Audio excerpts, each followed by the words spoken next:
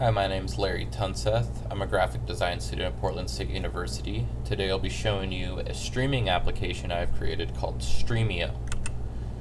We'll go over the strategy, user experience, and then also the user interface, which will include a prototype demonstration.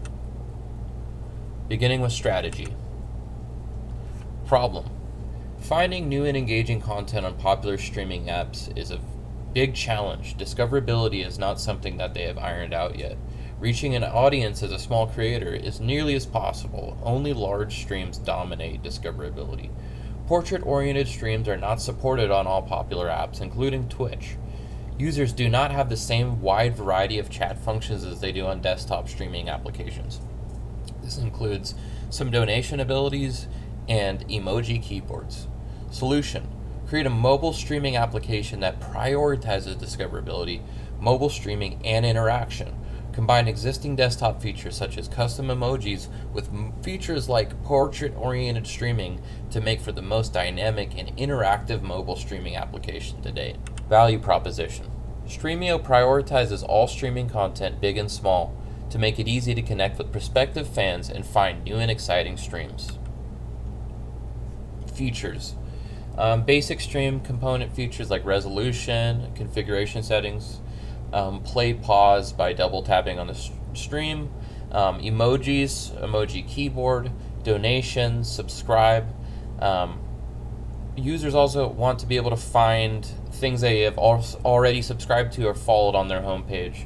Discover and categories pages to make it easy to find different streams that people might be interested in.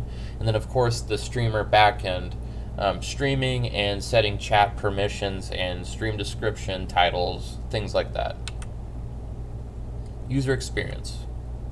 Here we have the sitemap where the user can open the application and navigate to a stream either from the homepage or discover or categories. From there they could either donate or subscribe, which will open up its own custom page modal.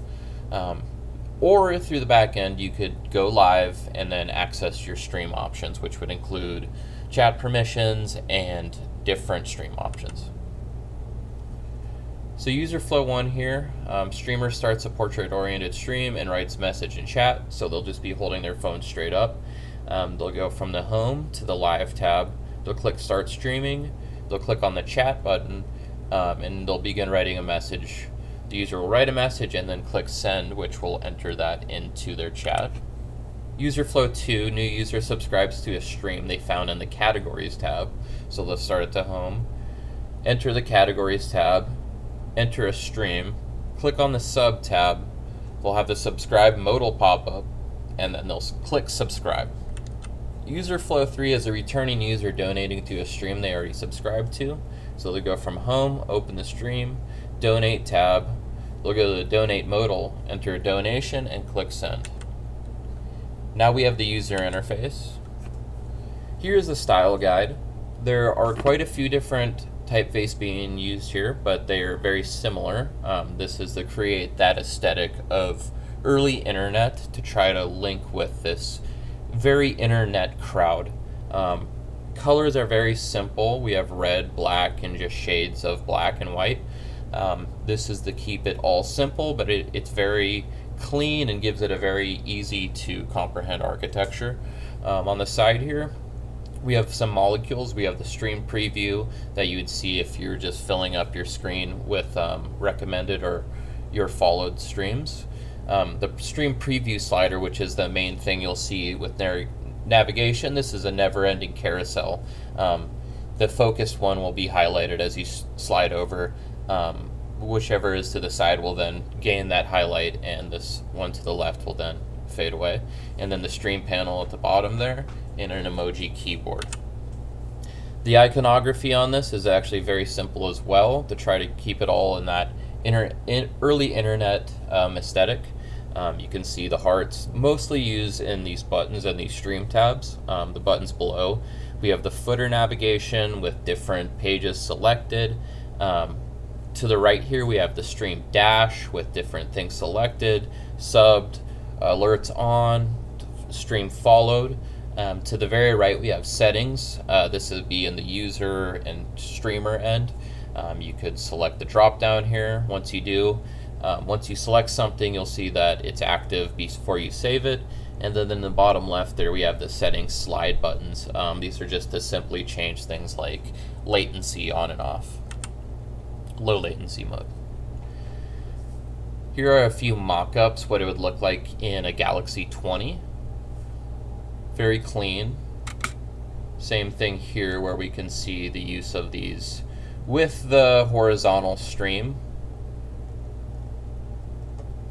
And now I'll take you through a few of these prototypes. So this first one will be a new user opening the app and subscribing to the recommended stream. So they have no subscriptions, you can see here. This is the first one they see in their recommended. They go ahead and say, let's go subscribe to this.